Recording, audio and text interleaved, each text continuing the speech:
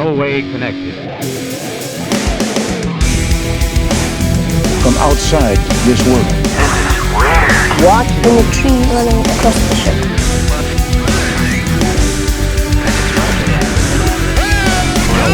Back in less than a second. All right, I mean, that's just a truth. Government has made contact with intelligent extraterrestrials.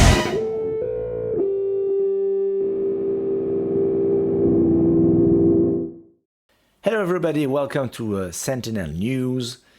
I'm Guillaume, I'm your host for today, and I'm going to read you an article written by Jérémy Puech, a French journalist. But rest assured, I am about to read you the translated version. And this is about a very famous French UFO case, Valensole. Here goes. Valensole when military police investigated a close encounter case. The story of one of the most investigated close encounters in history. Here are the facts. At around 5:45 on July 1st, 1965, farmer Maurice Mas went to one of his lavender fields at around 5:30 in the morning. He sat down against a pile of stones to smoke a cigarette. That's when he heard a strange whistling sound. Looking for the source of the noise, he spotted an object the size of a Dauphine car in his field, matte in color, and, quote, shaped like a rugby ball. Thinking at first that it was thieves coming to cut lavender in the middle of the night, he approached the area. In fact, the farmer had noticed some damage to his field the previous week. It was then that he spotted two entities facing each other, each on one side of a lavender plant. He described them as non-human, about 1 meter high. He began to move closer until he was about 7 meters from the two entities. But one of them noticed his presence. Jumping up, one of the entities grabbed an object and pointed it at the farmer, paralyzing him in the process. Frozen in place, but still conscious, Mr. Mas observed the two entities for several minutes. The two beings seemed to be communicating with each other and laughing at their witness. Then they returned to the interior of the object, which took off without any noise nor raising dust. The object then disappeared, quote, faster than a jet plane. Mr. Mas's paralysis persisted for some 15 minutes before gradually disappearing. He continued to work in his field for 2 hours before returning home. Afterwards, Maurice Mas told only his wife and Mr. Moisson, owner of the village café, about his sighting. The latter too quickly recounted his story, which soon attracted the attention of the gendarmerie, the military police. Summoned the next day, the farmer gave an initial version of his story, omitting certain elements for fear of being considered insane. One of the main pieces of information he did not mention in his first July 2nd, 1965 report was the fact that he seemed to be dealing with non-human entities. He described them as men with, quote, European-type skin color. He also made no mention of having been paralyzed. As the news spread around the village, many people went to the scene of the encounter before the gendarmerie, unwittingly erasing some of the traces of the device. At 9 p.m. on July the 2nd, the gendarmes, the local police, visited the site and observed traces on the ground at the supposed landing site. Several 8-centimeter wide and 2-meter long grooves were observed all around an 18-centimeter wide and 40-centimeter deep hole, all in a 1 meter in diameter bowl. several oblong cavities were also observed at the bottom of the hole, extending out to the sides, the inside of which was as smooth as glass. The gendarmes returned the next day at 8 a.m. to continue their observations and take photographs in daylight. While the soil in the field was loose, that at the supposed landing site was compact. On August 18, 1965, Maurice Mas returned to the gendarmerie to modify his testimony and give many more elements and details. The main difference between the two recordings lies in the level of detail given by Maurice Mas. In the statement he gave on August 18, the witness no longer speaks of men and specifies that these entities do not seem human to him. He gives a full description of the beings. Less than a meter tall, a pumpkin-shaped head with a volume 3 times that of a normal man, fairly large ears, no chin, a round hole instead of a mouth, human-like eyes but without eyebrows, a large, hairless skull, smooth, beardless skin, a build barely larger than their heads, 2 arms and 2 legs, each wearing a full dark jumpsuit, and 2 belt holsters. Similarly, the object carrying these entities were given a more detailed description. A rugby ball shape about the size of a car, dark matte color, a sliding door on the side, a transparent part on top revealing occupants. The object was standing on 6 legs, a steel-colored pivot in the center. On takeoff, the central pivot provided the impetus, and the 6 legs all seemed to rotate in the same direction around the aircraft. The story made enough headlines for the national and even international press to take an interest. The Washington Post, for example, ran an article on July 5th, despite Maurice Mas's desire to keep a low profile. As a result, he found himself in the spotlight. The case was even featured on Guy Tarad's television program, a French program called Les Dossiers de l'Écran, on December 10, 1969. Several investigators and organizations came to the region in an attempt to unravel the mystery of the case. All this activity soon led Mr. Mas to withdraw into silence, mentioning the case only in rare circumstances. This observation also left its witness with a number of side effects. The farmer suffered from hypersomnia as a result of this close encounter. Whereas he would normally sleep for only 6 or 7 hours, he found himself sleeping between 10 and 12 hours a night, his wife being forced to wake him up even. Similarly, he stopped wearing a watch, as it would constantly get out of sync on contact with his skin. The landing site also suffered damage.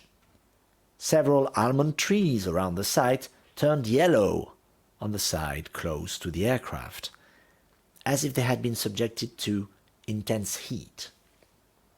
Even more curiously, nothing grew in an 8-meter diameter for 10 years.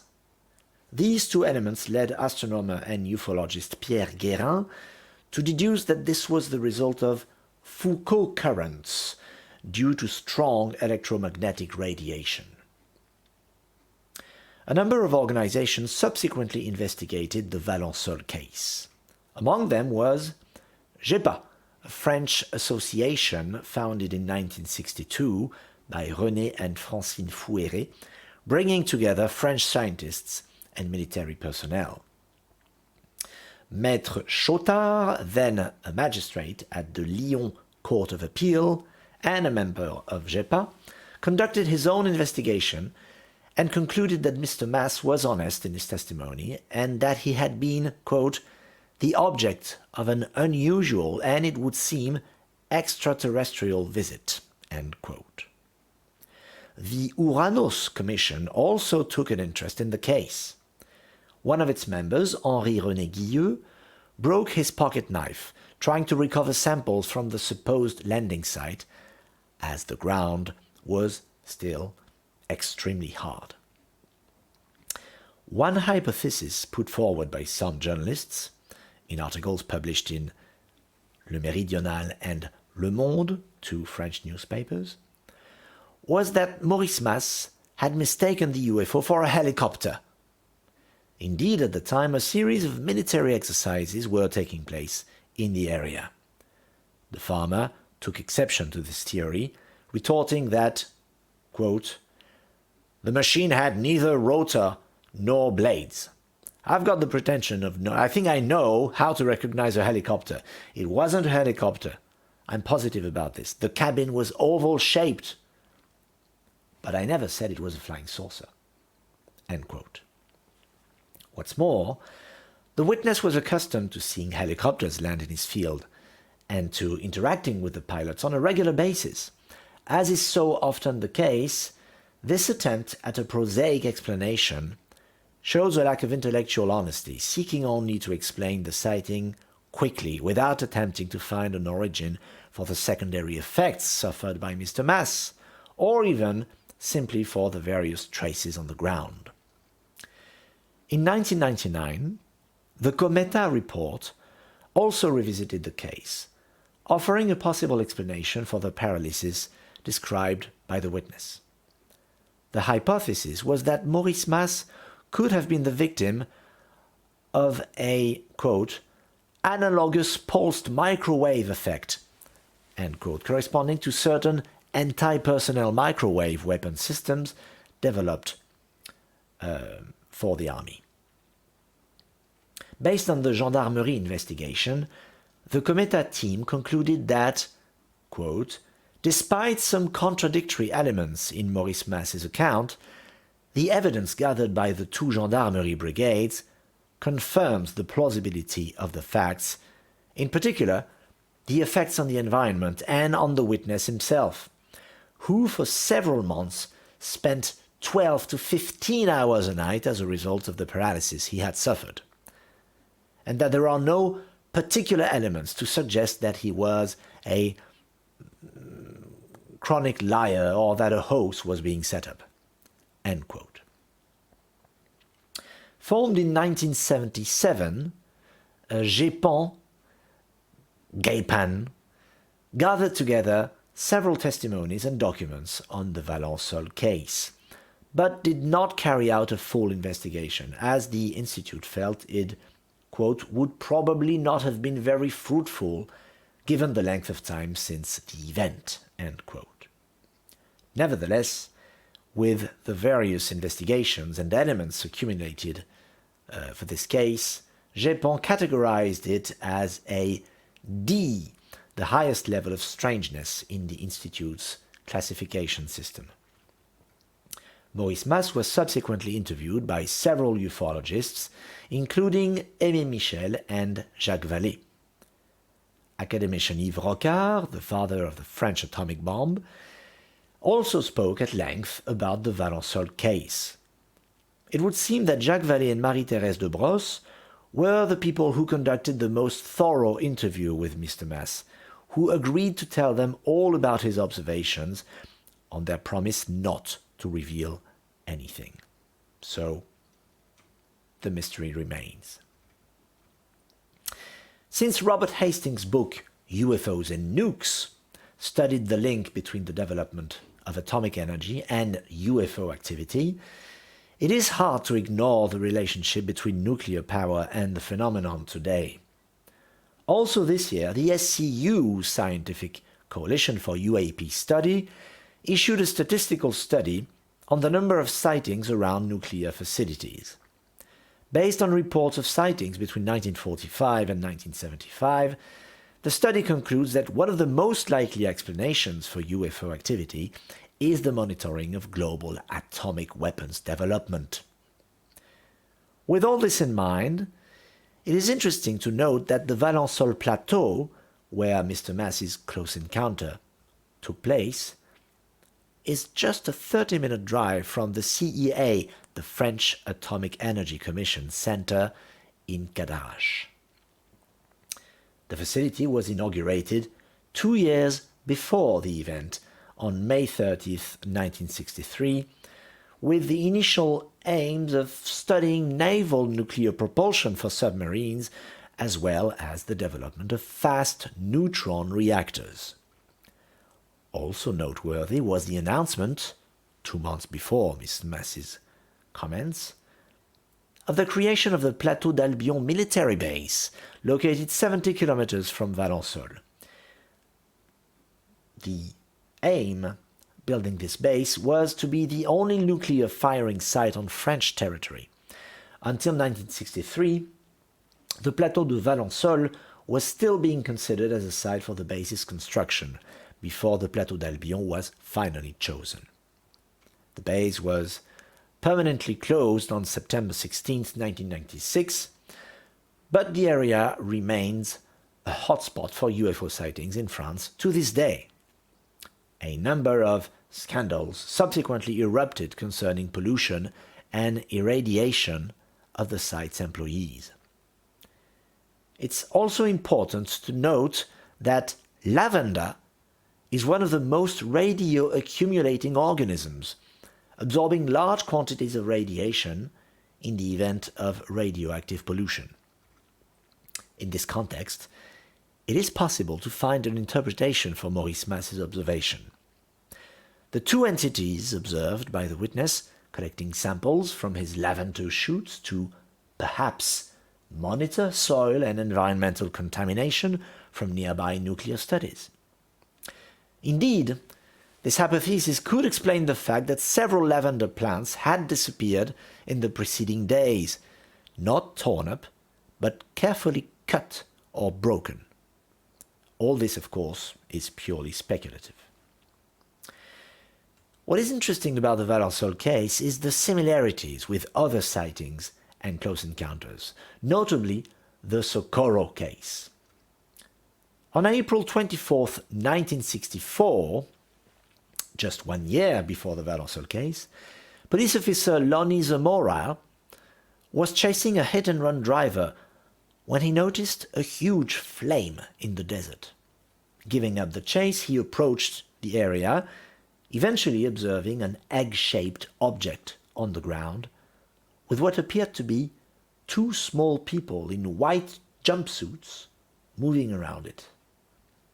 Thinking at first that it was a car accident, he moved closer to the object until he was spotted by one of the two people.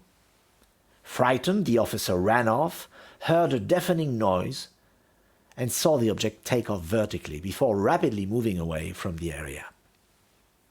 Several marks on the ground were noted, as well as burns on bushes that were close to the object. While the course of the sighting is quite similar, there are several differences. Mr. Mass speaks of a whistling sound and a thud as the aircraft landed and then took off, while Mr. Zamora speaks of a deafening din.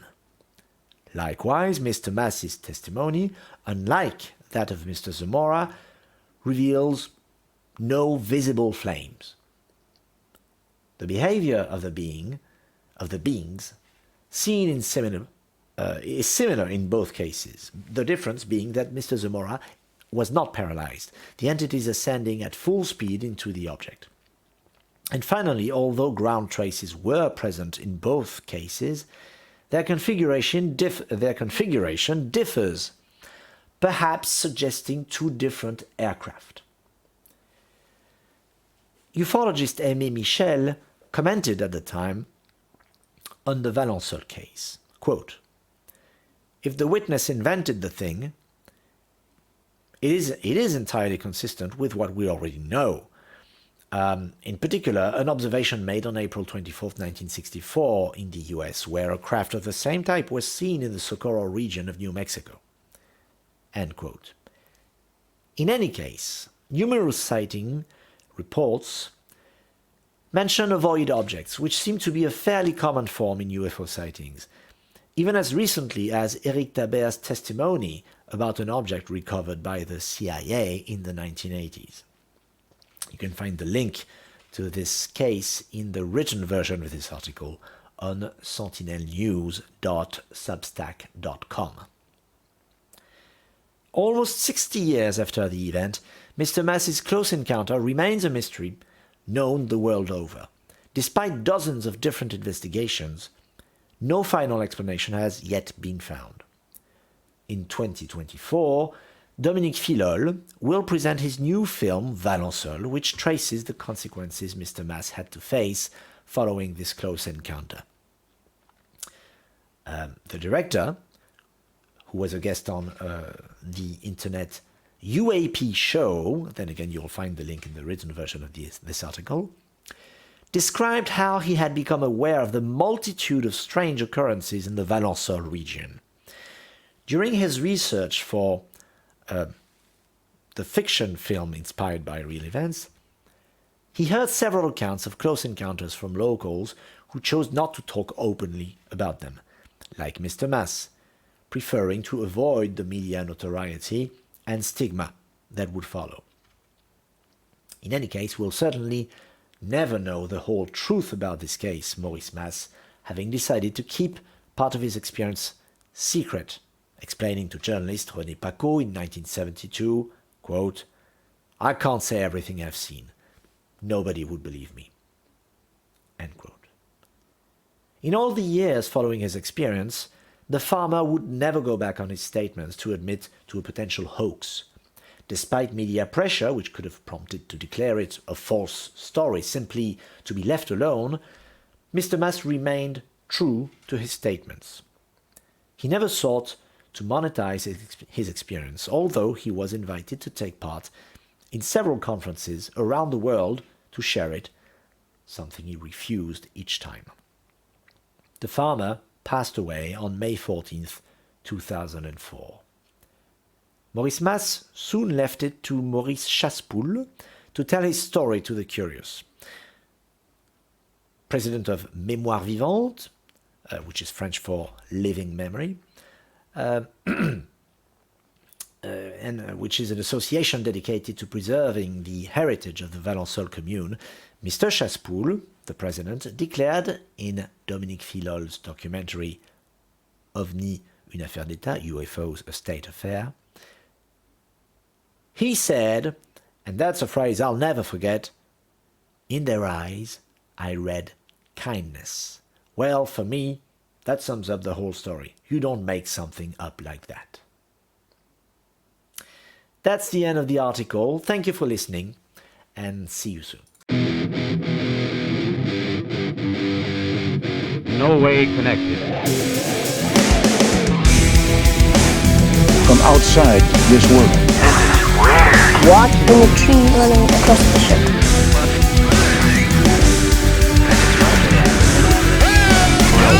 Back in less than a second. All right, I mean, that's just a truth. Government has made contact with intelligent extraterrestrials.